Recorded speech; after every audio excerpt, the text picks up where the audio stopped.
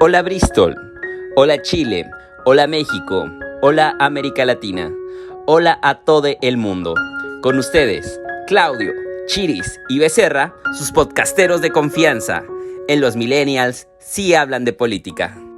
Hola a todos, esta semana Bárbara Ruiz nos acompaña para hablar de universidades, no solamente sobre la educación en ellas, sino también cuál es la especial utilidad que existe en la universidad, qué es lo que tenemos que aspirar a tener una universidad mucho más justa, mucho más digna, mucho más democrática. Quédense con nosotros. Hola a todos y bienvenidos a los Millennials y hablan de política. Yo soy Becerra. Yo soy Claudio. Y yo soy Chiris, y tenemos una invitada muy especial hoy día, y para presentarla me gustaría contar brevemente la historia de cómo llegó a estar en este podcast. Resulta que en la planeación de esta segunda temporada... ¿No le vas a decir su nombre antes de que empieces a contar? Es sorpresa, Puta, weón, hasta el final de la historia. Prendido, en la pantalla ahí leyendo, weón, y le cortan toda la introducción, weón. Es Babi, me cagaste la historia. No, retomemos la historia. Retoma la historia. Que nuestro querido amigo Claudito, cuando quiso planificar esta segunda temporada, propuso que tuviéramos invitados. Y la totalidad de los invitados fueron propuestos por Claudio. A lo que él me reprochó: oye Chiris, ¿cómo es que tú no pusiste a nadie teniendo una variedad de amigos? Y yo eso me lo tomé personal, como un desafío. Así que pensé, voy a traer una invitada de primer nivel. Y la primera que pensé fue en la Babi. ¿Por qué? Porque primero era auditora del podcast. Segundo, se expresa muy bien, ella tiene habilidades comunicativas notables. Eso nunca ha sido importante, aquí los tenemos a ustedes dos. Por eso tenía que darle un plus. Y tercero, que es lo más importante, es que Babi es apasionada por una variedad de temas. Yo le propuse a ella: hablemos lo que tú quieras. Podemos hablar desde literatura y ciencia ficción. Ella tiene un blog actualmente donde habla de Asimov, de literatura. ¿Cómo se llama el blog? Doctora.susan.calvin. Como Perfecto, el personaje de Asimov. Para promocionarlo. Sí. Me puedes saludar, papi, si quieres. Si ya este machito heteropatriarca esperando mi espacio nomás, humildemente. Sí. Dije, podemos hablar de películas, de series, podemos hablar de música, podemos hablar de geotermia, podemos hablar de hidrogeología. Y a ella, desde su interés, surgió hablar de educación. Así que tenemos acá a Bárbara Ruiz para hablar de educación y vincularlo con el tema anterior. Tremenda presentación. ¿Cómo estás, Bárbara? Bien, me siento más que honrada de ser invitada a este honorable podcast, que no me pierdo. Así que, tremendamente feliz. Así que les agradezco primero que todo mucho que me hayan invitado. Gracias, chicos. Y bueno, ya de que eres escucha, entonces me temo en la necesidad de pedirte disculpas por todo el ruido de los oídos que a veces mi voz puede representar. No, uno escucha preparado ya. Claro. Yo me intento esforzar para bajar mi tono de voz en la edición y subir el de Claudio, pero hay veces que fallo. Babi juega Pac-Man antes de escucharnos, entonces ya está lista para el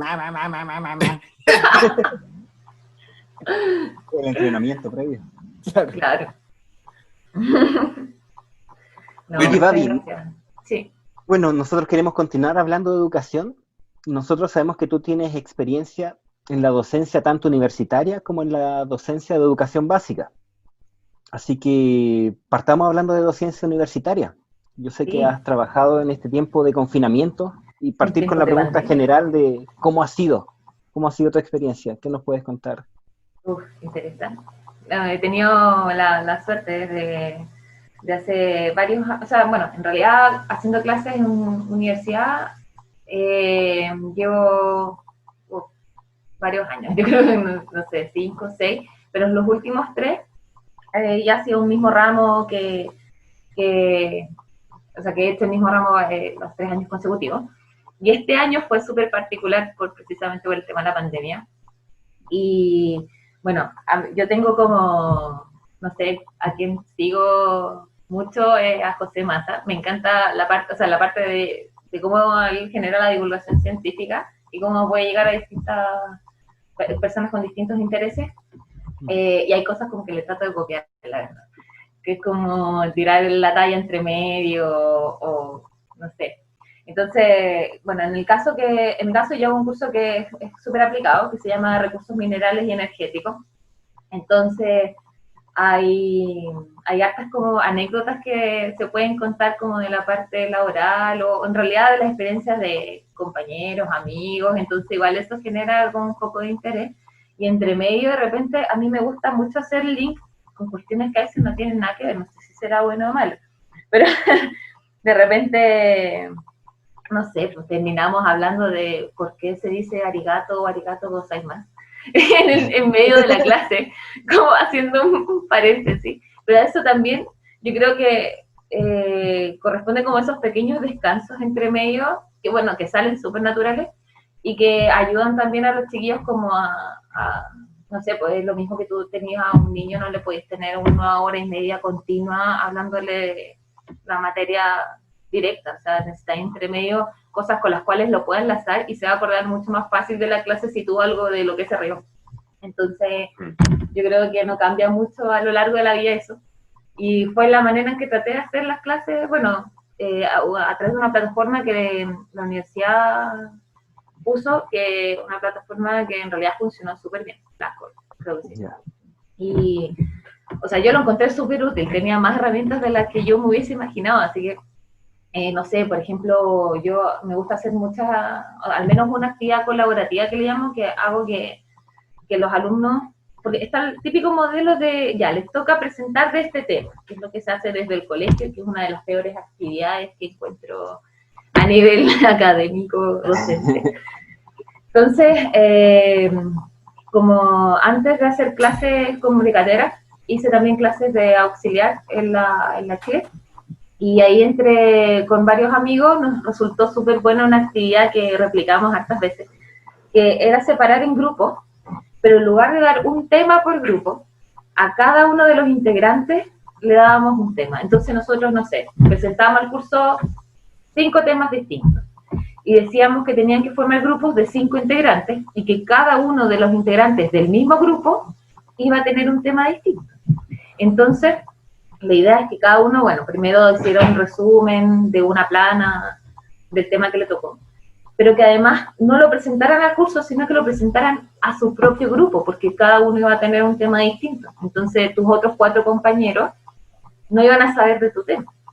Entonces, dejábamos que, no sé, pues se fueran en tiempos de no pandemia, se fueran a instalar, no sé, al patio, donde quisieran, y se presentaran a sí mismos en grupos, en sus propios grupos chiquititos. Entonces hay mucha más confianza de que se pregunten qué no entienden. Y el factor motivacional para que pusieran atención al compañero era que nosotros preguntábamos al azar, después, delante en el curso, a cualquier persona del curso tenía que salir de manera al azar, con un tema al azar, que no, obviamente no iba a ser el tema que le había tocado hacer su propio resumen. Entonces estaban obligados a entender lo que habían hecho sus 4 pares restantes, y nos paseábamos de grupo en grupo, y era bacán ver además que se preguntaban cosas, tomaban apuntes, porque sabían que les podían preguntar, y además sentían la libertad de preguntarle al compañero, ¿sabéis que no entendí lo que recién explicaste? ¿Voy a explicarlo de nuevo?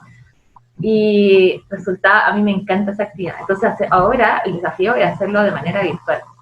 Lo bueno es que la plataforma tenía la posibilidad de generarle, uno como profe, grupos de videollamadas para ellos. Entonces yo me podía ir metiendo en las videollamadas de los grupos y escuchar mientras ellos se presentaban y se hacían las temas. Así que igual no fue tan terrible. Lo único o una de las cosas, eso sí que me dio lata de esta manera virtual, es la interacción con los alumnos, que igual hay, pero entre que te dicen, te escriben en el chat, sí, profe, te escucha, y de repente un jaja, y yo el jaja lo agradecía, porque si al menos alguien escuchó la estupidez que acabo de decir. Pero sí falta ese feedback también, porque igual estar en la sala te permite ver si hay alguno que está medio distraído, y para empezar a resolver eso en el momento. En cambio acá, como están con la cámara y el micrófono apagado, si hay uno que se está aburriendo, no tenéis cómo saberlo, como para ir al rescate de eso, pues si esa es tu labor y para eso estáis ahí. eso yo creo que es lo que más me dolió, y igual aprovechaba también de tirarles la talla diciendo que, por favor, si alguien quería hablar, si por favor habilitar el micrófono, se agradecían los jajá en el chat, por favor, porque de verdad que sentirse, estar hablando solo todo el rato era muy triste. Entonces cuando alguien hablaba o qué sé yo, le decía gracias, de verdad, me animaste el día. Humaniza la experiencia, creo yo. Sí, porque eso es lo que yo iba a preguntar. No había forma de que, pues de darles como una sugerencia, ay, prendan su cámara o estas cosas, porque siempre hay un conflicto ahí, ¿no? Hay muchos conflictos. Claro. Yo creo que el asunto de la cámara yo creo que es una fuente de muchos conflictos en muchos niveles, desde la vergüenza hacia los otros, hasta las habilidades del internet, hasta la confianza, hasta la Sí. intimidad. E incluso un factor de segregación social, porque el que yo pueda tener este espacio aquí, para estar aquí en el comedor y con luz, Callado. y no tener que estar en un rincón de mi pieza donde no hay espacio y estar la ropa, las cosas tiradas. Yo no quiero, obviamente uno no quiere mostrar eso. También te genera una segregación social el que puede mostrar la cámara y el que no. Entonces, en realidad son un montón de factores que se exponen, que existían por supuesto antes de la pandemia, pero como muchas cosas se exponen con este tipo de situaciones. Yo, por ejemplo, les iba a preguntar a ustedes en su experiencia en Chile, porque en México es muy común que vivan, por ejemplo, muchas familias en una misma casa, o muchas personas de la misma familia en una casa.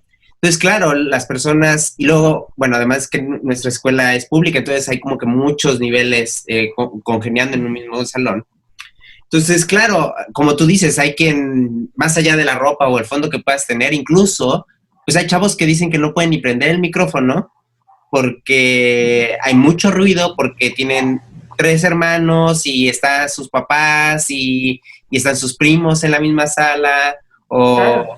Entonces, o sea, también el asunto de, yo no sé qué tan común es la conglomeración de familias en Chile, por lo menos en Santiago, digamos que a lo mejor es el círculo que ustedes más conocen. ¿Es común? Sí. ¿No es común?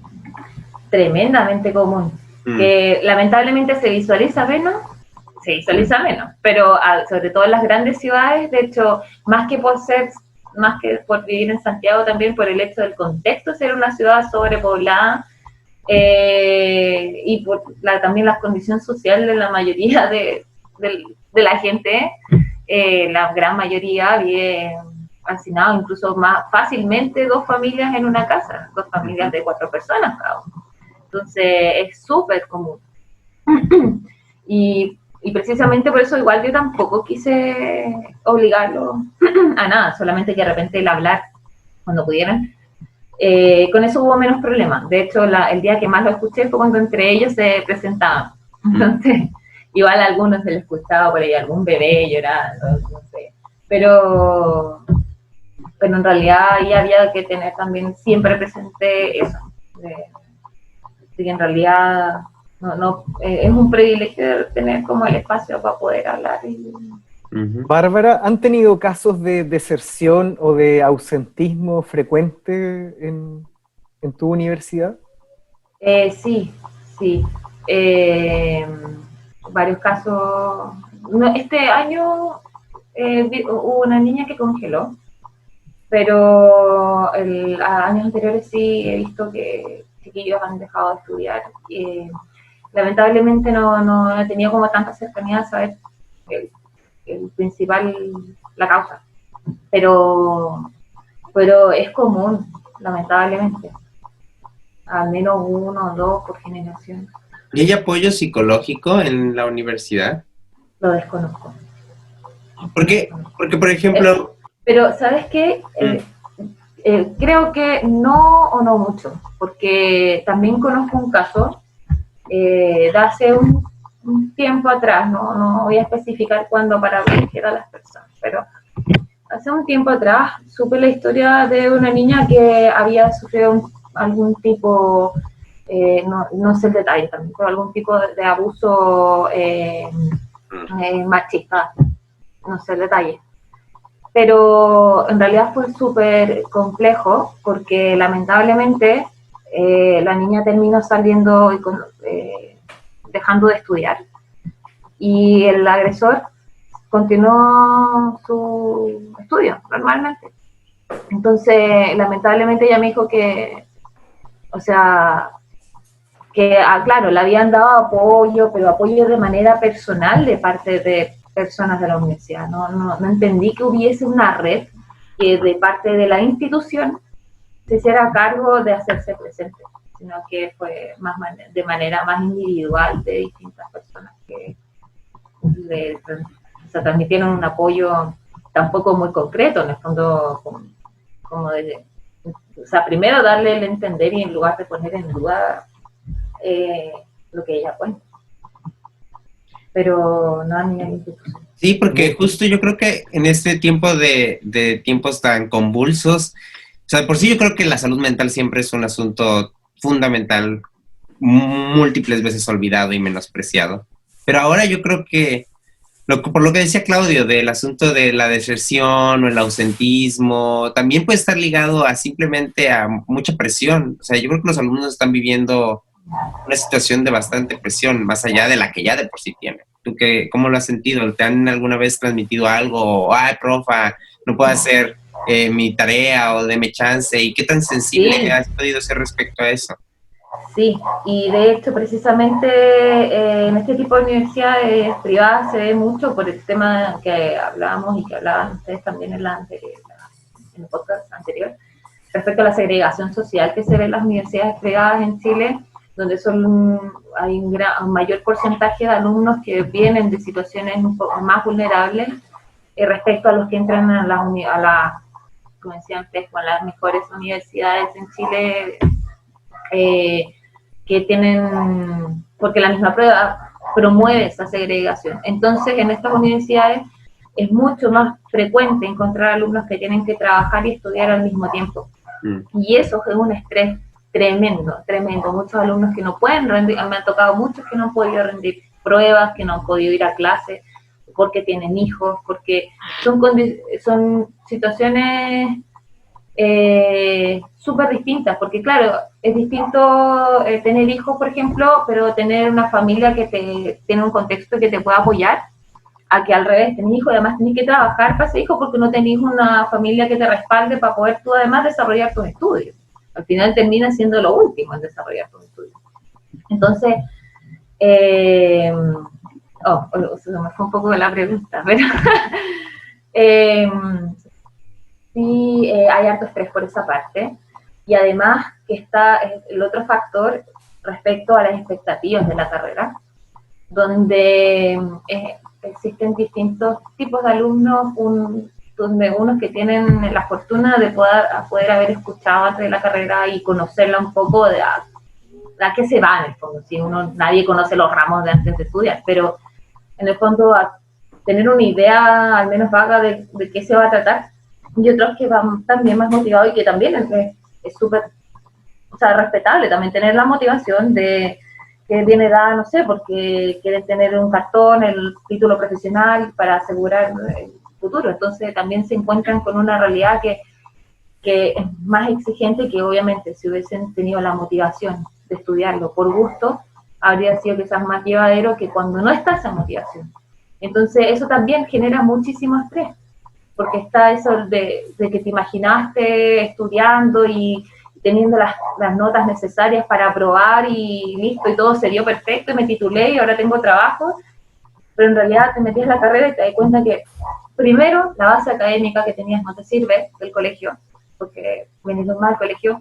Después te das cuenta además que había que estudiar muchas cosas que no pensaste y que no te gustan, y además después vas avanzando los años y además te vienen pronosticando que el escenario laboral que se viene es pésimo.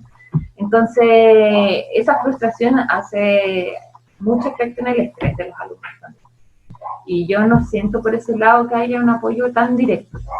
Lo que sí, como profes, en realidad los chiquillos también que trabajan ahí como profes, lo que uno trata es tratar como en el fondo de tapar como estos hoyos que vienen como de la sociedad también, en el fondo de, no sé, pues si parte del estrés se genera por no conseguir una práctica, porque el mercado está sobrevendido, por ejemplo, para estudiantes en el caso de la geología.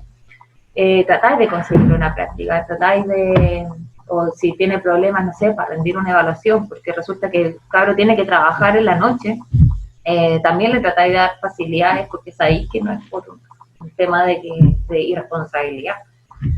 Pero más allá de eso, en general no, yo de hecho siento que la mayoría de las universidades, sobre todo privadas que tienen este escenario, da por hecho estas situaciones. Ocurren y bueno, es lo que hay nomás. Y que pase y apruebe el que tiene que aprobar. Eso, ¿cómo funciona? Porque hasta ahora, Babi, has hablado solo como de los estudiantes y tu relación con ellos y, por ejemplo, de cuáles son las facilidades que ustedes como profesores le entregan a los estudiantes, pero ¿qué apoyo recibes tú y tus colegas desde la institución? ¿Cuál ha sido el rol de las direcciones de las universidades hacia sus estudiantes y en particular ahora en tiempos de pandemia? O sea, lo que yo observé al menos es que, de todas maneras, si es que hay algún apoyo de parte de la institución, sigue siendo personal en el caso, por ejemplo, de los directores de carrera, los que están ahí. La ventaja, por ejemplo, que hay en la mayor es que no son generaciones muy grandes. Entonces, al menos estaba la suerte de que los profes que estaban como en la parte más de dirección de carrera o que se conocían a cada uno por nombre incluso, entonces sabían que había unos casos que había que tener ciertas consideraciones, pero a nivel como institucionalizado no vi. De hecho, incluso podríamos hablar de la misma Chile, de la Universidad de Chile, que en el fondo uno de sus emblemas es el tema de la integración social que tiene también, que se supone que también desarrolla a través de sus alumnos, y que hasta muy poco ha empezado a crear áreas que se preocupan de la salud mental de sus propios alumnos. Esto desde hace menos de 5 años, con suerte. Entonces, en realidad es un tema que yo siento que no se abarca en las universidades, o muy poco, y es casi como novedoso actualmente. A mí me llama la atención cómo esta lógica de mercado del sálvese quien pueda funciona a distintas escalas.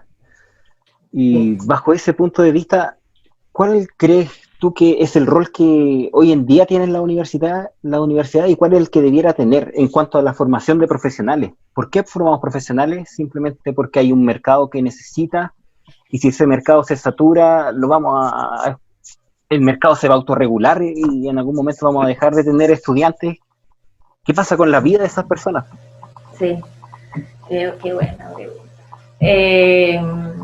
O sea, lamentablemente yo creo que no hay un rol definido a nivel social de las universidades, que yo creo que es un gran problema. No hay como una definición de las universidades tienen este rol, que sea claro y que se lleve a cabo. Al no haber claridad, finalmente el rol, a pesar de que se ponga el título de que la educación es ilegal, el lucro de la educación, como no está este rol especificado y claro, finalmente igual las universidades terminan teniendo actualmente un rol muy semejante a cualquier tipo de mercado.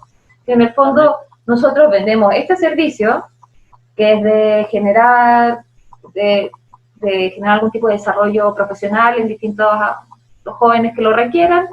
Ofrecemos estos cursos, estos profes, estas actividades y este título profesional, que tiene esta validez y esta validez. Y punto. Todo el resto se maneja a nivel, yo siento, a nivel económico. Y, o sea, yo creo que una de las principales razones por qué ese rol no está bien aclarado y tampoco puede ser, por lo mismo, no puede ser demandado a nivel de Estado, de que las universidades tienen que cumplir este rol social, que además debería ser dinámico a través del tiempo, como de aquí, o sea, todas las décadas, la situación a nivel país, en distintos espectros, va variando con el tiempo. Entonces también el rol debería ser dinámico de la universidad. Pero por otra parte, ¿qué rol yo opino que debería tener las universidades? Este rol dinámico que debería ir totalmente de la mano con los objetivos a nivel país y Estado, que por una parte sí debería estar constantemente siendo actualizado en cuanto a cuántos geólogos se necesitan, cuántos diseñadores se necesitan. Pero al mismo tiempo, apuntando haciendo link con la conversación del podcast anterior con Javier, ¿sí? Javier. Con el profesor. Le podemos llamar Jamie. Sí. Con el tema de la trampa del ingreso medio y de las bajas habilidades, que igual después me gustaría ahondar un poco en eso, de que finalmente no generar un país donde, depende del objetivo que tenga el país. A Chile le conviene actualmente, según mi opinión, tener un objetivo de generar un país con políticas más industriales que seguir vendiendo materias primas, en cierto sentido.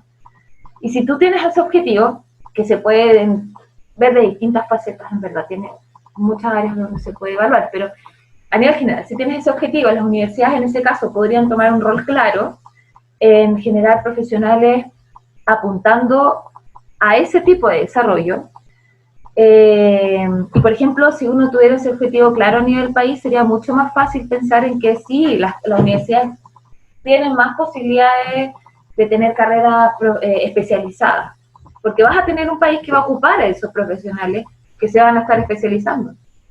Si no va de la mano, ocurre lo que está pasando ahora. Tienes muchos especialistas en distintas áreas que nadie los necesita. Tenés expertos en turbas que hacen doctorado, los llaman en distintas universidades para hacer doctorado, postdoctorado y son secos, vuelven al país natal que les exige que vuelva y no los necesita. Entonces, el rol de las universidades, no sé si es la raíz o si uno lo ordena, pero sí tiene que ir directamente de la mano de los objetivos que se aclaren a nivel país y que yo creo que lamentablemente nunca se va a permitir que se pongan como estandartes roles claros, objetivos claros del país, porque no hay mucha gente que no lo conviene. Entonces, no sé si las universidades sean las primeras que deberían tener un rol claro, sino que adaptarse a un rol, adaptarse a un planificación país, una cosa así. Sí. Y también regional, ¿ustedes creen que debería, o tú crees, Bobby, que debe ser regionalizado?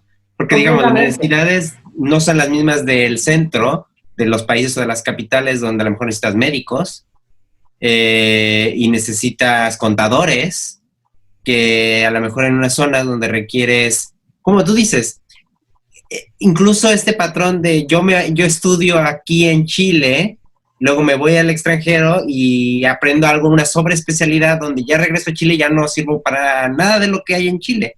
Eso pasa también a nivel local, ¿no crees? O sea, a lo mejor hay un pueblo minero y no tiene una universidad enfocada en la minería, sino te tienes que ir a otro lado a estudiar minería. O tienes una zona agrícola y te tienes que ir a otro lado a estudiar ingeniería agronómica.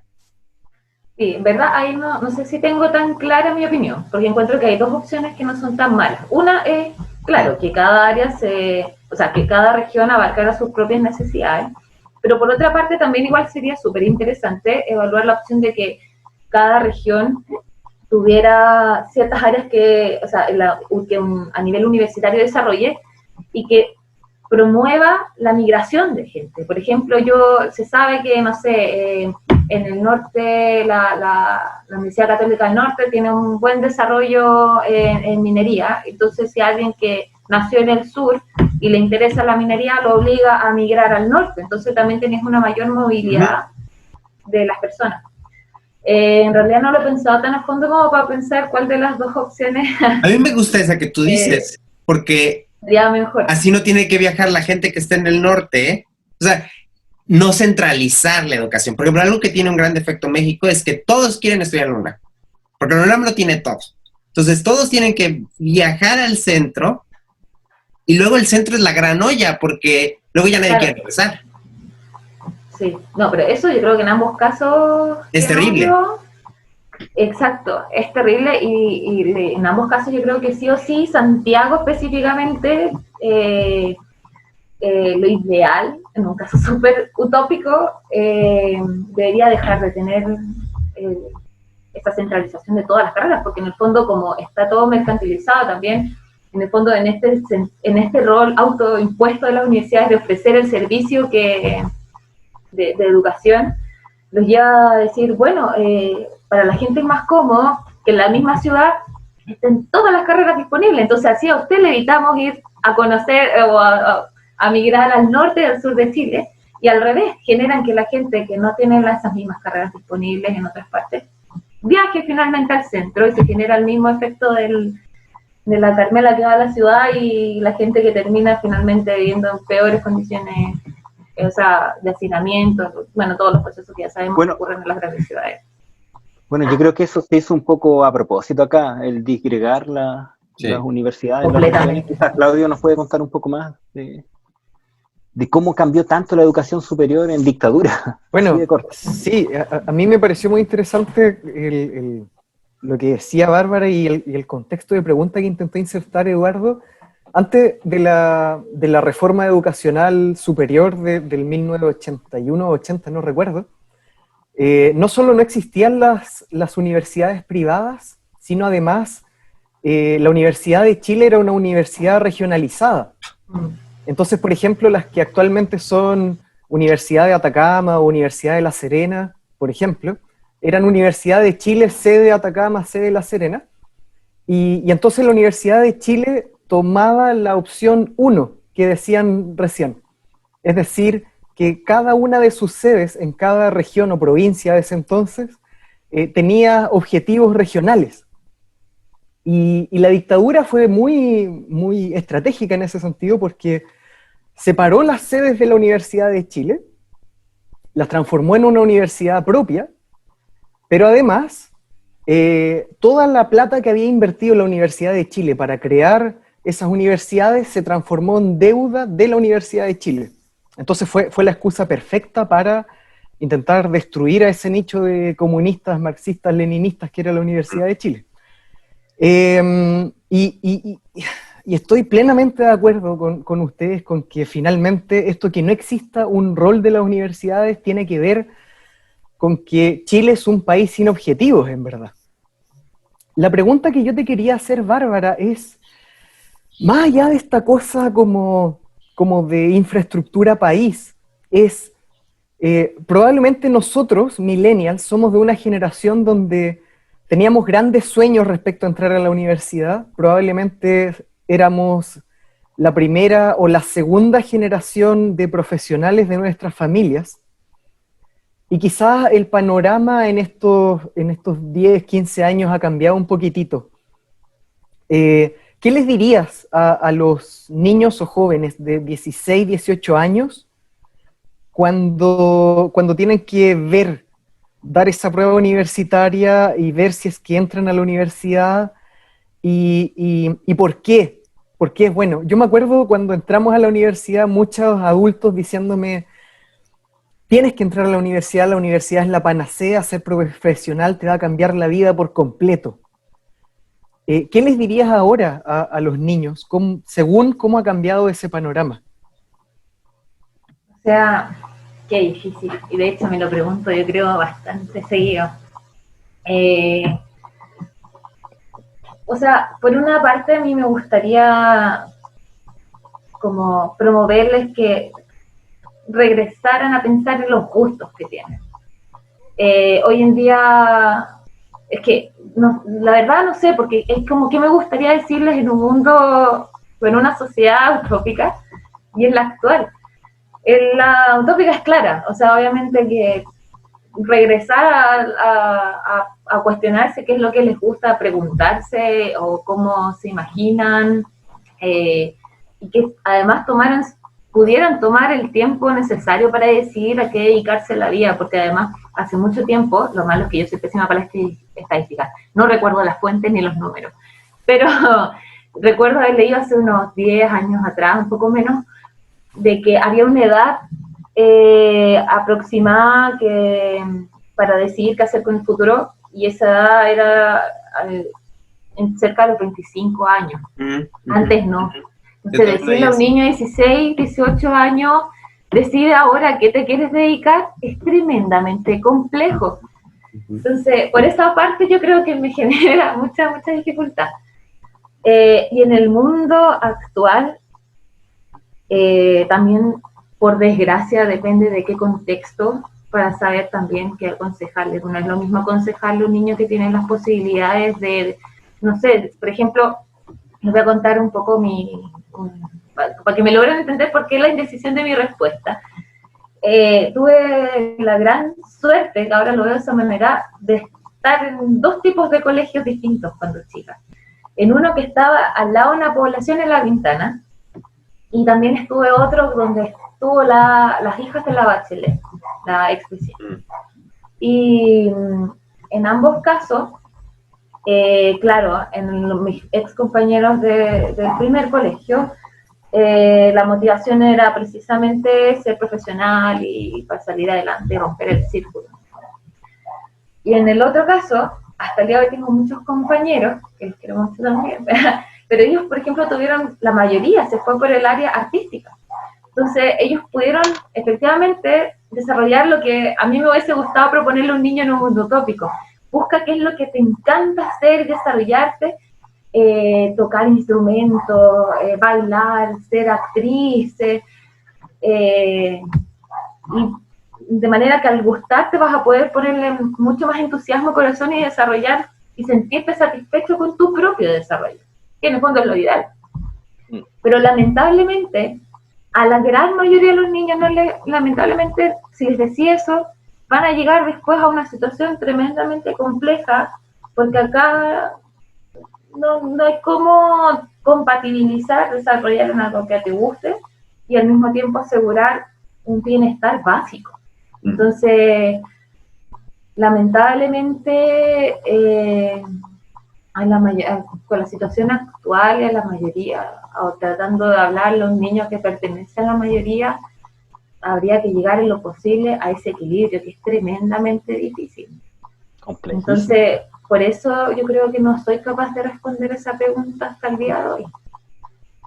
Sí, de hecho, yo te iba a decir, inspirado en lo que tú decías, y recordando lo que habíamos dicho al principio de esto de decir lo que necesita el país, tener un objetivo claro, yo creo que es parte importante, pero también pecamos, dado que nosotros somos todos, hay que confesarnos al público, escucha que somos geólogos y somos muy fáciles de irnos a la parte funcional, o sea, todos son utilizables, todos nosotros podemos llegar a ser bastante utilizables, bastante útiles en el mundo neoliberal capitalista.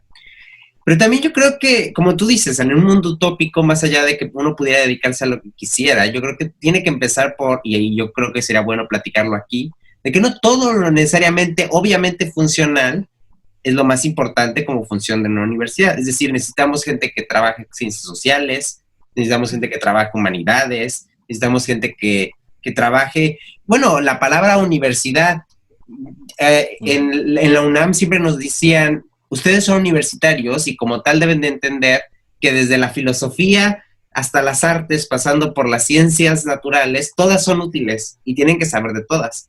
Si no, no pueden ser universitarios. No sé, ¿tú cómo ves que la palabra universidad permea en tu universidad, que ahorita estás dando clases? ¿Sigue existiendo este espíritu o ya se perdió también ese espíritu universitario? Yo creo que en general se perdió. Y se perdió no solo en la universidad, en el colegio. Es que hay un tema de la universalidad de conocimientos que a mí me llama mucho la atención, que tiene que ver con el ser feliz. Otra de las cosas que observé en este colegio, que en ese momento era dentro de los 10 mejores del país, tuve solo 2 años, así que fue súper choqueante igual,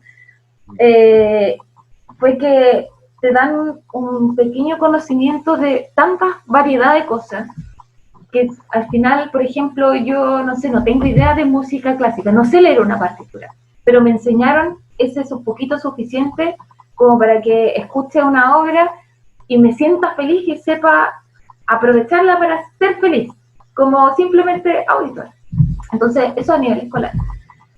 En la universidad yo creo que eso aún se pierde aún más, porque independiente que en la prueba de selección te hagan saber, como decía anteriormente, capítulo anterior, te piden ser especialista en todas las áreas. Yo creo que ese es el enfoque precisamente equivocado de saber de todo un poco. El enfoque debería estar en que te hace feliz saber de todo un poco, pero especializarte en algo que quizás tenga más relación con las habilidades.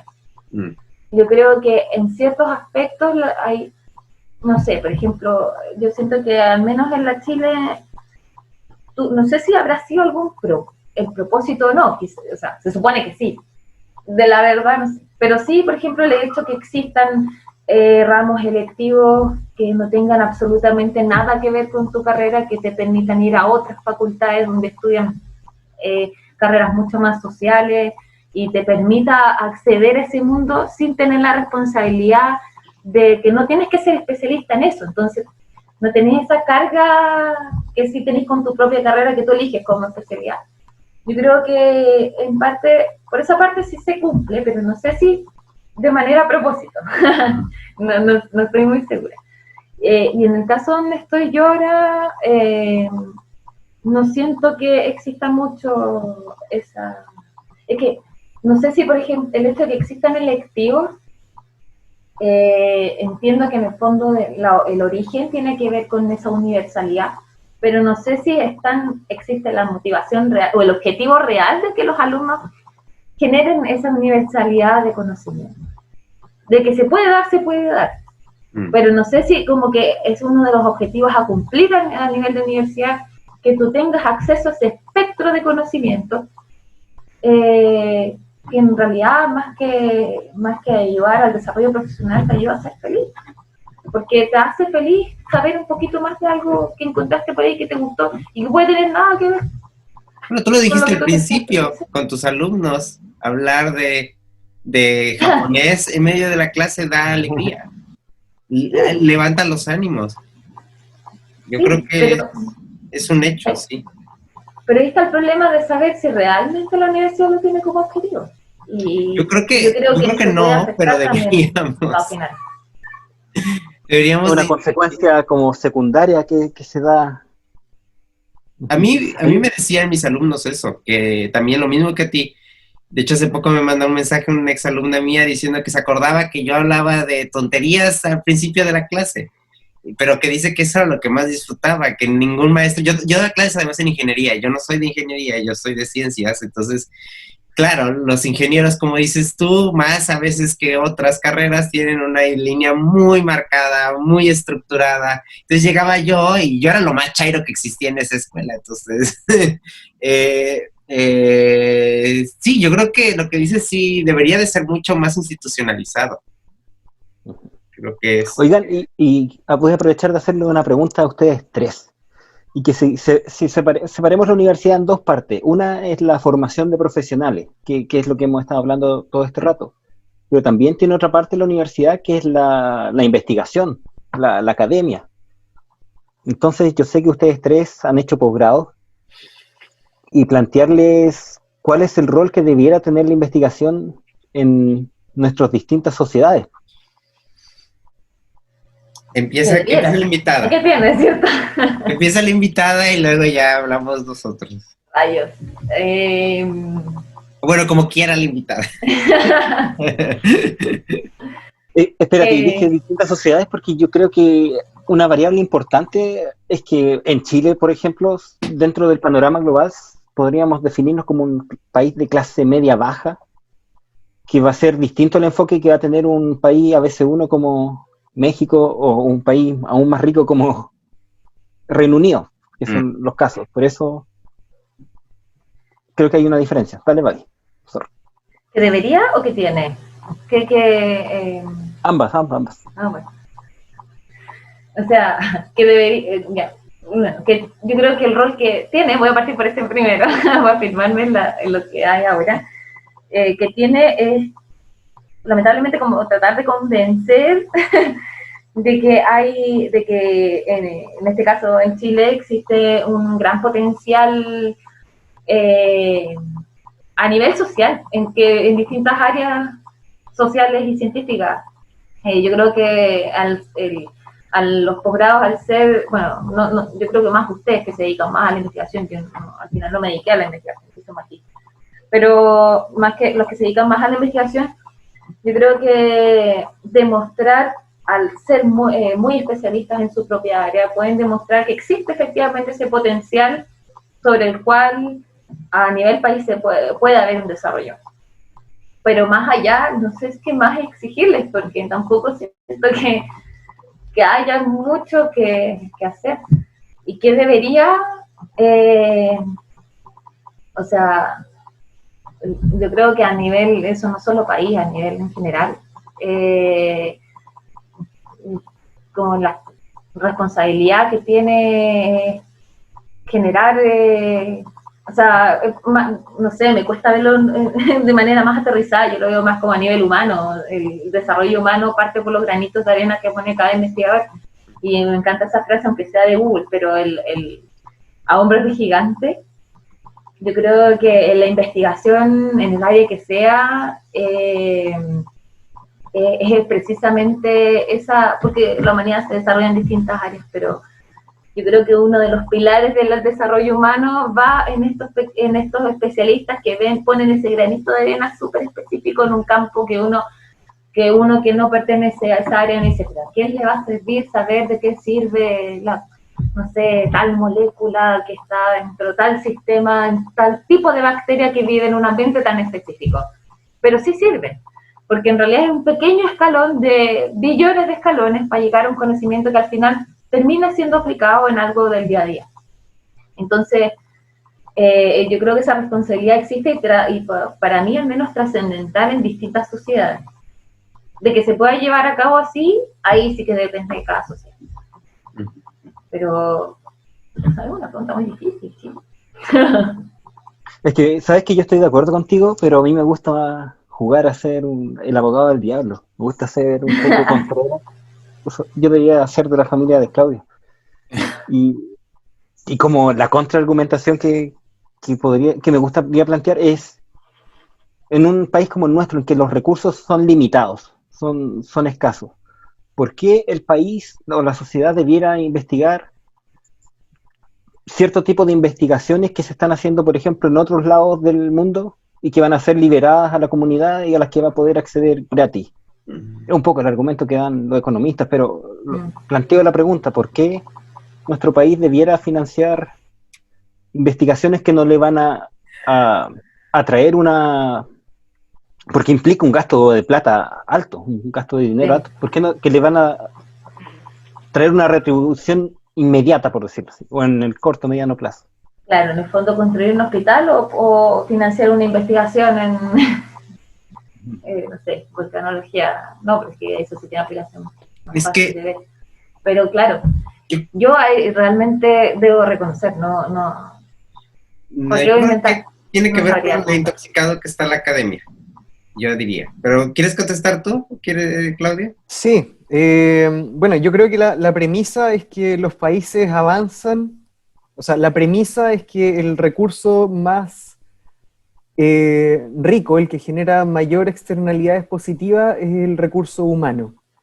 Y en la medida que tú tienes en los países capital humano avanzado, los países tienen más posibilidades de desarrollo. Esa es como la premisa, como bien teórica, digamos. Entonces, se supone que el desarrollo está directamente ligado con la innovación, y la innovación está directamente ligada con tener capital humano avanzado. Esa es como la premisa bien teórica, digamos. Ahora, toca un punto lo que iba a decir Eduardo, que diría que en esa línea argumentativa es saltarse unos 3 pasos. En el sentido de que, por un lado está el enfoque que es bien economicista, que creen en que la inversión en ese capital humano solo se da en ese individuo como persona, y que finalmente es ese individuo que puede enriquecerse por la formación que se le dio, y los enfoques más neoliberales ni siquiera piensan desde una perspectiva economicista clásica de las externalidades positivas que ese individuo le puede dar al resto de la sociedad. que podríamos cuestionarnos, en efecto, si es que son así o no, de hecho. Y yo creo que ahí va un poco el cuestionamiento que haría Eduardo. ¿Cuál es el punto? Diría yo. Una vez que formas ese capital humano avanzado, no solo respecto a la infraestructura país que tienes para recibir a esa persona con estudios de posgrado, sino también, yo diría, cuál es el arraigo social que va a tener esa persona que recibió estudios de posgrado. ¿Por qué? Y aquí probablemente esté respondiendo por Eduardo. Porque una vez que tú formas ese capital humano avanzado, ya sea en el mismo país o en el extranjero, y esa persona, qué sé yo, al menos en el caso chileno, el 80% se inserta en la academia, y es solo un 15% el que se inserta en la industria. Si es que esa persona, hablemos del 80% que se inserta en la academia, solo se va a dedicar a dar clases o a escribir papers en artículos de revistas indexadas, papers que puede que generen conocimiento, puede que generen patentes, puede que avancen en el margen de la aplicabilidad. Pero si no va a tener arraigo social, si finalmente ese paper no le va a llegar a la población, si finalmente ese conocimiento es tan marginal que va a poder crear nuevos microchips que avancen más rápido y que se calienten menos para ciertas computadoras que valgan más de 2.000 libras y que finalmente no va a llegar a permear a la mayoría de la sociedad, no sé cuánto nos pueda servir realmente, digamos. Yo tengo serios conflictos con el enfoque clásico del capital humano avanzado. ¿Por qué? Porque a esas personas les puede resultar muy fácil enclaustrarse en la estructura clásica del Olimpo universitario, del esquema catedrático, y que finalmente se transforma en un tecnócrata que en tiempos de pandemia, por ejemplo, asume que, no, si todos mis estudiantes tienen internet, oye, si yo a todos los veo en Instagram y en WhatsApp, ¿cómo van a tener problemas de recibir clases remotas, vía Zoom? Si es obvio que tienen internet y buena calidad de internet. Yo creo que deberíamos cuestionarnos cuál es el real impacto social de ese capital humano avanzado. ¿Por qué? Porque si no, seguimos configurando un mundo de dos grandes clases. Quizás ese capital humano avanzado no se transforme en personas ricas, pero pueden llegar a ser igual de insensibles si es que no llegan realmente a la sociedad. Sí, yo en realidad sí, Claudio marcó el camino muy bien a lo que yo quería decir, pero sobre todo me gustaría, a mí me encantó el caminito que brincaste, yo pondría Chile y México en el mismo escalafón. La única diferencia es que con Chile y México, que a mí me parece una diferencia brutal, es la visión que tienen de universidad. La universidad mexicana es muy distinta a la universidad chilena, dado que es gratuita y además tiene una estructura distinta de contratación de profesores, que ahorita voy a hablar de eso. Pero, y yéndome menos espiritual, porque yo no soy tan espiritual como Claudio, y yéndome más en los hechos concretos, lo que él dijo es lo que yo refería como toxicidad. O sea, si llegan a intoxicar la academia, y la academia está profundamente intoxicada. Y el extremo que pusiste de Reino Unido, yo creo que es el extremo perfecto. La academia británica está profundamente intoxicada en sí mismos. Tan es así que están en una universidad y ya perdieron completamente el piso de lo que es una universidad. La universidad es una estructura, como tú dices, sí, donde se desarrolla investigación, pero principalmente su materia es formar gente. Bueno, la academia del Reino Unido, basada en estas universidades de alto nivel, los profesores están intoxicados, preocupados por publicar más que por formar, publicados por generar, porque eso implica dinero, implica recursos, lo que decía Claudio, entras parte del aparato tecnocrático y te olvidas que la investigación es como, yo creo que lo que tú planteaste, Vivi, es la clave. la investigación es el espíritu que tú puedes transmitir con la magia de crear un paso más de conocimiento. Si lo logras transmitir esta, yo digo magia, pero esta lógica filosófica a tus alumnos, los enriquecerías muchísimo. ¿Qué pasa? La academia en los grandes países como eso está tan intoxicada que ya perdió el piso filosófico. Ellos ocupan su mente para generar más y alimentar la maquinaria y aceitarla. ¿Por qué a mí me gusta el de caso? alienación. Exacto, exacto. A mí, ¿por qué me gusta el caso mexicano? Que no es perfecto. A mí me encantaría un caso utópico, como dice Vivi, distinto. Pero me gusta porque en México las facultades y los institutos de investigación están desligados. Entonces tenemos un profesor y un investigador que se les paga lo mismo, pero uno se llama profesor investigador en facultad y el otro se llama profesor investigador en instituto. ¿Y cuál es la diferencia? Que los de los institutos se pueden intoxicar todo lo que quieran y pueden bajar a las bases de la cadena alimenticia a dar un par de horas a la semana. Luego están los profesores que están en las facultades, que nunca deben de perder el piso de por qué están en las facultades dando clases, pero no pueden olvidarse de investigar, porque entonces pierden lo que tú dices, Vivi, pierden el espíritu de la filosofía de crear un paso más en el conocimiento y entonces privarías a los estudiantes que quieren hacer investigación de entender que existe ese proceso.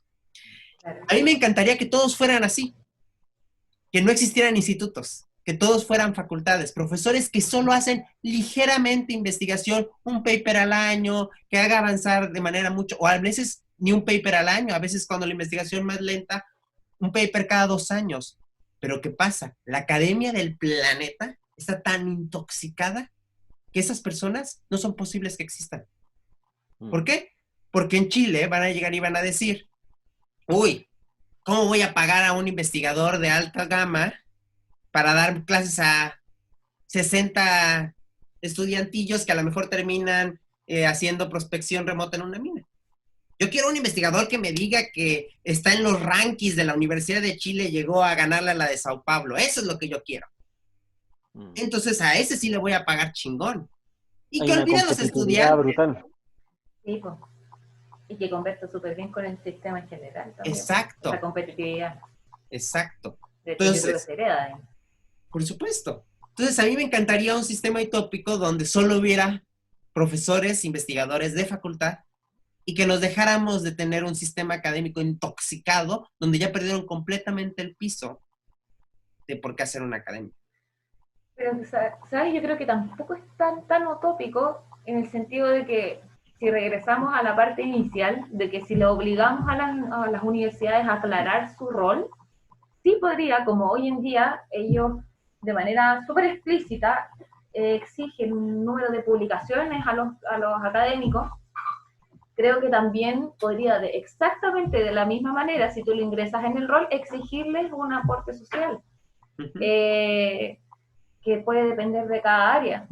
Pero, claro, o sea, ese sería el ideal, precisamente como tú decías, los profes de facultad, en donde, pero yo creo que se podría partir con explicitar el rol de las universidades. Si tú en ese rol especificas que hay un rol social, y que ya no vamos a hablar de números de paper y de ranking, sino que vamos a hablar también de un impacto social, más que del impacto de la revista donde se está publicando, podría ser mucho más aplicable. Yo ahí se me mejoran un poco más las esperanzas, creo que sí hay una manera de aplicarlo. Sí.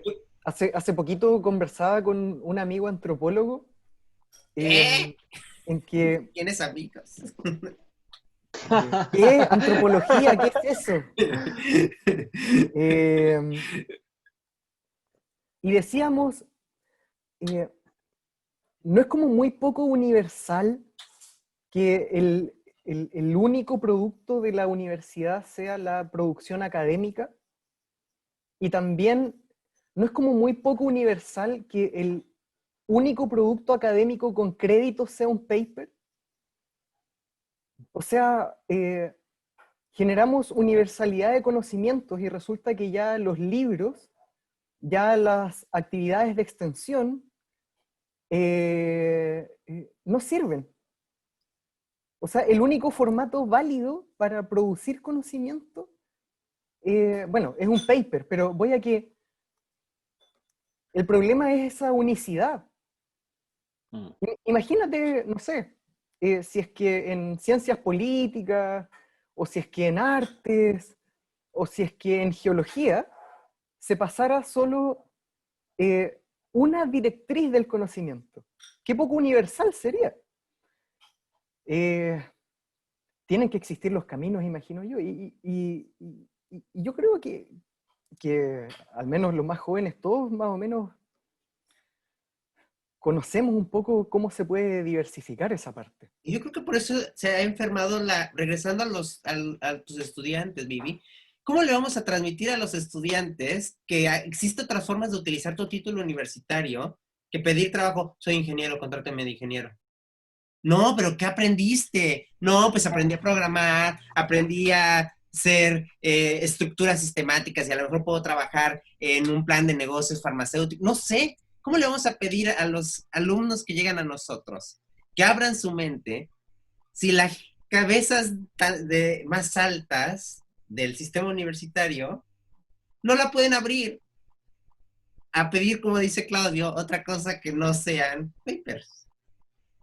Claro, pero en realidad sí es súper, es que yo creo que ya ahí es donde llegamos finalmente al punto de que hay un tema de voluntades y bueno, del sistema, pero porque, por ejemplo, llevándolo a algo súper concreto, porque igual es fácil decir, no, pero es cosa de proponer este lado más aplicado a la sociedad en cuanto a la especialización profesional, pero el cómo, y un cómo, por ejemplo, es lo que se está haciendo de poquito ahora, que es generar ramos de aplicación social de las carreras. En geología uno puede decir, ya, pero tienen que ver las rocas con la gente. Y en realidad hay un área gigante donde se puede desarrollar la geología aplicada a la sociedad, no solo en peligros geológicos, también hay otros profes que se han desarrollado la parte de más de educación primaria, hay también otros geólogos profesionales que por su parte han abierto hacia la educación diferencial. O sea, en realidad, si podía aplicar las rocas a ese tipo de factores, ¿cómo no se van a poder aplicar esto a un montón de áreas más? Entonces, por una parte, podría ser una herramienta la aplicación de ramos asociados al desarrollo social de la carrera. Y por otra parte, así como se cuantifica la cantidad de paper, también cuantificar, quizás, ya que les gustaba mucho cuantificar este sistema, la participación en proyectos concretos que tengan un impacto social. Oye, si hasta para medir el BAN en una empresa, existe el BAN social, ¿cómo no se va a poder cuantificar el impacto social de un proyecto en el cual se le ponga un mínimo de participación a los mismos académicos? Entonces, claro, eso obviamente tendría que ir acompañado también en relajar un poco el tema de cuántos papers al año están publicando, porque al final ya hace rato que se creó. Pero empezar a exigir también por ese lado, y creo que se puede, y es concretamente. El tema es que ella habría que evaluar por qué no se hace. ¿Por qué se le da tan poca prioridad a tener un ramo social? Sí, yo creo que voy a dejar nada más en los fines conspiratorios. Yo soy producto de una carrera intertransdisciplinaria en la universidad, una carrera nueva. Y fue tan buena, pero tan terrible para el sistema, que decidieron nunca más hacer una carrera como esa. Hicieron 2 carreras después de la mía, en la misma facultad, y nunca con el mismo corte. Súper utilitaria, súper funcional, pero nunca transdisciplinaria. Y mi carrera era tan transdisciplinaria que teníamos materias de implementación de políticas públicas en sistemas terrestres. Entonces teníamos que ver sobre leyes, normas, manejos de recursos, trabajo con comunidades, filosofía de la ciencia. Entonces, al final, era un monstruo de carrera, era un Frankenstein. Pero los que estudiamos esa carrera, realmente nos enamoramos, muchos de nosotros, y yo creo que de ahí que éramos muy problemáticos. Yo creo que era una carrera muy problemática. Los alumnos de ahí hacían siempre mucho ruido a nivel político. Pero yo creo que Oye, ¿cómo porque se llama tu carrera? Ciencias de la Tierra aún existe. Lleva 11 generaciones, pero ya va a cambiar un poco. Ya. Pero lo chistoso es eso, que en estos 11 años que existe esta carrera, se crearon dos carreras nuevas. Una se llamó Física Biomédica, una carrera súper aplicada, era ocupar la física, pero específicamente en la biomédica, a producir. Claro, un campo súper rico para producir y ser funcional, pero no... Y claro, ahí dicen, no, pero esta también es una carrera interdisciplinaria. Sí, pero funcional, funcionalista, centrada en que sea útil porque debe de producirme números cuantificables. Y la otra era matemáticas aplicadas. Es decir, ya dejémonos de las matemáticas fantasiosas que te permiten resolver los teoremas. No, no, no. Matemáticas aplicadas. Como dices, yo creo que deberíamos de preguntarnos qué hay detrás, ¿no? ¿Cuáles son las mallas del sistema que son difíciles de romper? Sí. Sí, porque en el fondo, o sea, identificando ese motivo también es más fácil, como decía al inicio, verbalizando las situaciones y también las causas, más fácil también poder generar algún tipo de cambio. Y en este caso lo que cuesta, no sé si cuesta, pero el punto es identificar qué está causando que eso que se puede ver tan aplicable de manera tan concreta no se haga. Así que sí, eso, pero eso también yo creo que sí o sí tendría que ir dentro del rol explícito de la universidad. Muy bien. ¿Alguien quiere preguntar algo más a Vivi, aprovechando su presencia? Yo tengo una pregunta de sorpresa. Ah, no, ¿tienes no, pregunta a ver, sorpresa? No, pero para Barbie solamente. Para Barbie. Muy bien, muy bien. pero vamos a tener el Babi. bloque sorpresa. Y Babi, ¿tú quieres...? Nadie me dijo esto, nadie me dijo que iba a tener bloque sorpresa. bloque sorpresa, pero además dirigido por Chiris, no lo puedo. Habíamos Todo esperado- Una pregunta demasiado importante para mí. Babi, ¿la Antártica es continente, sí o no? No, ¿por qué? ¿Por qué me metes en eso? Sí. ¿Ves? Esa es la mente neoliberal de Chiris. Él es continente porque es una masa geográfica. Ese hombre. Claro, ¿cuánto podremos explotar al volcancito que está generando sismos? Yo creo, es que me cuesta verlo desde un punto de vista no geológico, para mí sí es continente. Muy bien. No, Aunque pero no aquí es haya nada, sesgado. aunque- Cuando traiga a es su que amigo para mí es- antropólogo. Para mí es sismo, aunque no haya intensidad. Si hay magnitud de sismo, aunque no haya nadie que lo sienta. A pesar de que va a contar el proverbio de que si cae un tronco no hay quien lo escuche, no existe. Pero, aparte, independiente de eso, para mí sí es consciente. Cuando llegue el Es una placa calentamiento que global. sobresale del mar.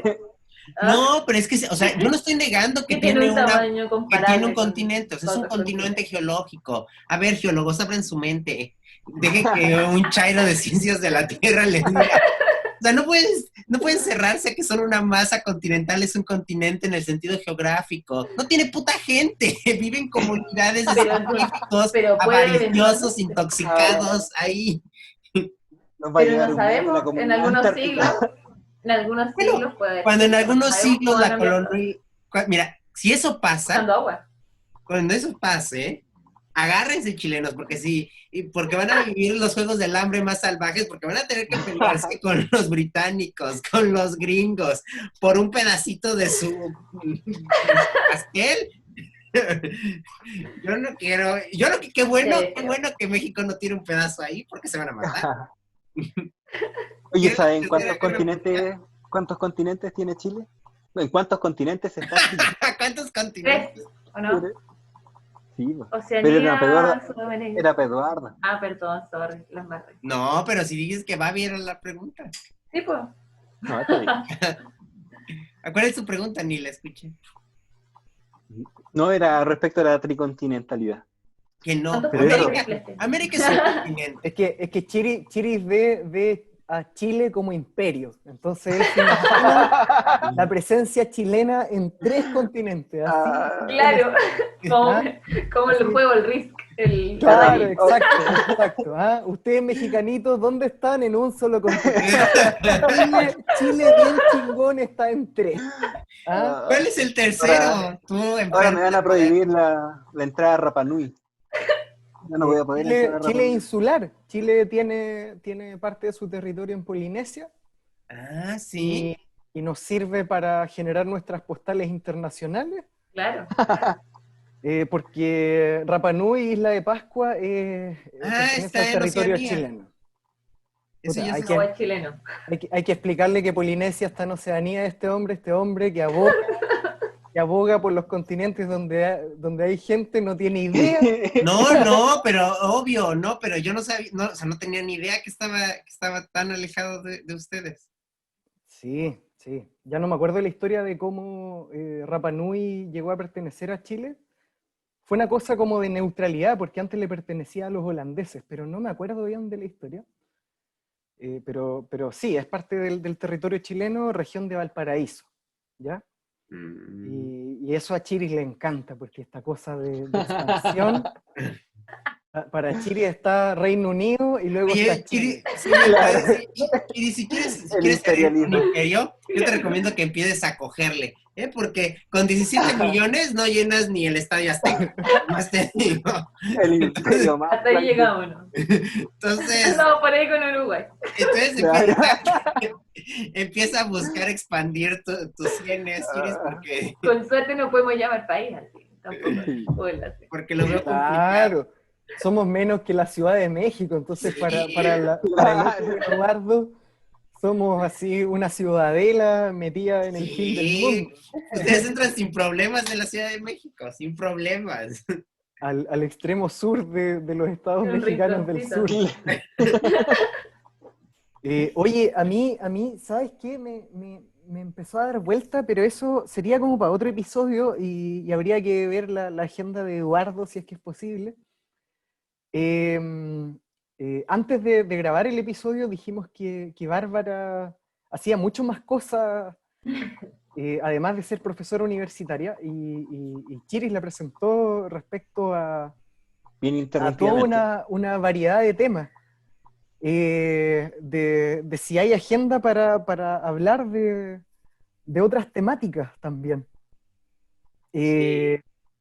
No sé si ya estamos en el punto del Zoom donde habría que empezar a despedirnos. No sé qué dice nuestro jefe, no Eduardo, sino que el otro jefe, el de verdad. Yo creo que ya el otro jefe de verdad ya quisiera que nos despidiéramos. Me dice por interno. Sí, porque a mí me interesa, si es que es ese punto, darle una despedida como se merece a Bárbara, y no que Eduardo llegue y simplemente diga ya empecemos a despedirnos. Porque la perspectiva que has mostrado de la educación universitaria ha sido muy interesante. Dentro de esa perspectiva elitista, tanto socioeconómica como académica, la universidad está muy mitificada, diría yo. En Chile, sobre todo, nos pasó que en el movimiento estudiantil desde el 2011 fue súper controversial desde la perspectiva de las universidades públicas estatales tradicionales el insertar en la discusión a los compañeros de las universidades privadas. No sé si se acuerdan de eso, Bárbara y Chiris. Porque eran como el hermano menor no deseado. Así de cruel, digamos. Entonces, muchas gracias, Babi, por mostrarnos esa mayor parte universitaria de nuestro país. ¿Cuáles son esos problemas que nos aquejan y en qué están, básicamente? Sí, en realidad es bien duro porque yo siento que como en la mayoría de los aspectos hay una imagen que se muestra de qué es la vida universitaria y profesional y qué es lo que realmente se vive por la gran mayoría.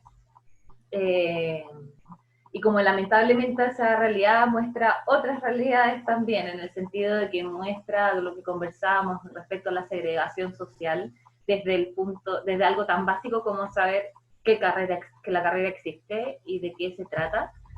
La gente que viene conociéndolo antes de entrar a la universidad y aquellos que se van enterando en el camino, hasta finalmente si puedes desempeñar realmente o no tu profesión. Por lo mismo, como en mi opinión quizá un poco, a veces, no sé, hay gente que le puede ser extremista, gente que no, mi familia al menos es puedo ser a veces la oveja negra, pero yo siento que está todo tan mercantilizado que al final, al igual que pasa con otras necesidades básicas, finalmente se crea una imagen súper distinta a la realidad. La vida universitaria te la pintan, y la pintan para el que pertenece y para el que no pertenece a la unidad universitaria. Uno puede no tener nada que ver, pero no, es casi, yo siento que las propagandas de las universidades en la televisión son súper representativas de esa realidad.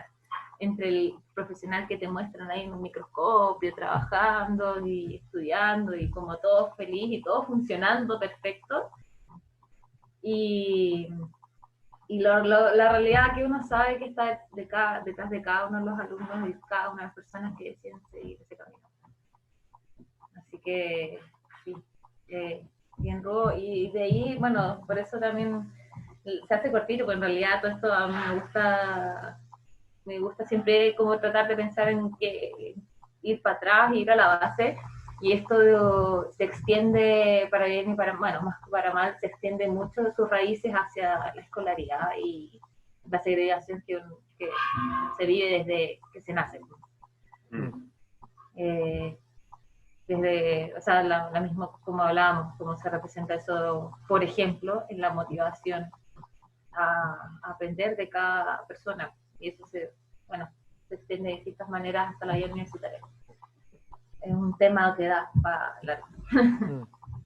Yo creo que fue muy interesante, y espero que nuestros escuchas lo recuerden, que eso mismo se concluyó en el capítulo anterior con Javier, con una perspectiva, hablándonos de una realidad distinta, pero al final se concluyó lo mismo. O sea, hay un gran mito respecto a las condiciones que te da a poderte pagar una escuela privada, el poderte pagar una escuela a nivel básico privada, pero en realidad todo se remite al final, desgraciadamente, aunque muchos quieran ocultar el sol con un dedo, en la cuna donde naciste, con el apellido que tienes y en el dinero que posees. O sea, al final, el mito de el que se esfuerza lo puede lograr, es un mito. O sea, hay un trasfondo cultural que ese mito siempre trata de obviar, trata de ocultar. Sí, y de hecho respecto a eso mismo, no quería irme sin mencionar lo que me encanta mencionar todos los años que hago la clase del curso que hago, que de hecho como tarea les hago leer distintas informaciones que no son tan técnicas, sino que más sociales respecto a la geología.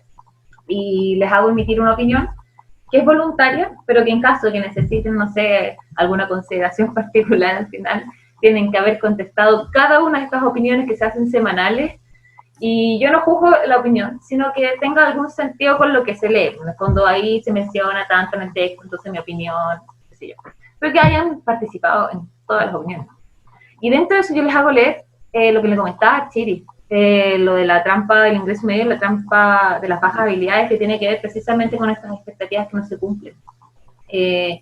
En las trampas de las bajas habilidades tenía que ver, según es una columna de Zipper, que habla sobre que, dado que finalmente en Chile no se necesitan los profesionales que se están generando, empieza a haber una generación que se empieza a desmotivar, porque empieza a estar cesante, además que hay mucha parte de los estudiantes que estudian buscando un desarrollo socioeconómico, salir del círculo, y al ver que eso no se cumple, además que estuvieron tantos años con ese enfoque, para bien o para mal, con ese enfoque, y que no tienen esa retribución económica, y que además están cesantes y no tienen dónde trabajar, a la siguiente generación no va a tener ningún incentivo de estudiar algo más especializado. Entonces va generando generaciones que no quieren, pasa la redundancia, que no tienen ánimos ni motivación de especializarse. Entonces vas teniendo al revés, así como se generó este boom de estudiar en la universidad, y que en este sistema fue súper bien alimentado porque genera plata básicamente, al mismo tiempo, de la misma manera se puede generar la curva inversa, donde vas a tener a estudiantes o a jóvenes que en realidad dicen, ¿para qué voy a especializarme en petrología de anfíbola si no me va a llevar a nada? Ni siquiera voy a tener un área donde desarrollarme, entonces mejor que yo con lo que... Y puede, en unos aspectos puede ser bueno, quizás no se necesitan tantos petrólogos que se dediquen a la anfíbola, pero también va generando un efecto en masa también. Entonces, también existe esa cierta probabilidad, no sé si alta o baja, de que en algunas generaciones más adelante, ¿para qué voy a estudiar en la universidad? ¿Para qué me voy a endeudar? ¿Para qué? Si al final ni siquiera me voy a poder desarrollar en eso. Entonces al final va a ir teniendo una mayor aumento de gente que no se va a especializar en un país que no va a tener ese enriquecimiento humano. O sea, independiente, dejando de lado la aplicación directa, pero ese recurso humano. Y ese es el tema de la trampa de las bajas habilidades. Que por cierto, también por mandato de la jefa Flor, también voy a dejarlo en la descripción del video de YouTube, el link del artículo. Entonces ahí quien quiera escucharlo, y si están en Spotify pueden irse a YouTube y ver en la descripción, ahí va a estar el link de ese artículo que habla Fabi. Hay un jefe y una jefa detrás de cámara. Por supuesto. Así debe ser. Invisibles. Pero poderoso. Chiris, Oye, ¿te gustaría decir algo al cierre? No, agradecer a Babi. Muchas gracias por acompañarnos. Y hay que extenderle una invitación perpetua, yo creo, ¿no? Algo así, ¿cierto? Que si cuando ella quiera y tenga ganas y tiempo, se puede incorporar a los millennials hablan de política, e incluso ingresar al grupo donde compartimos contenido altisonante. Es mi sueño frustrado, en resumen, así que se los dejo a ustedes. Yo creo que tú le dices a Chiris cuando quieras y que podemos invitar a cualquier tema o formar parte del elenco después de que estos señores terminen de su pasarela de invitados. Oye, ¿cómo que pasarela de invitado y respetuoso de mierda, güey? Nadie más va a querer participar de tu podcast, güey. Chucha, güey. Siéntanse bienvenidos. Oye, conversaciones larguísimas para decirle, oye, no, si Eduardo les va a dejar hablar, para que hables de pasarela de invitados. Pero ¿a poco hay quien se queja que no iba a dejarlos hablar si yo siempre dejo hablar a los invitados?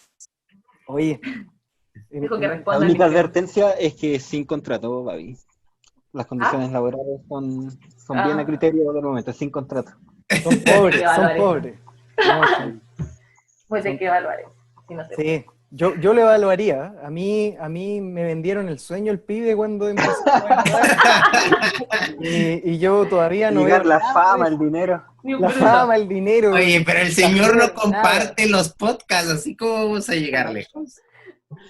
Oye, estoy súper disciplinado, los comparto ya hace unos Los últimos dos, ridículo. Los últimos dos de 14. Falso. Y además, oye,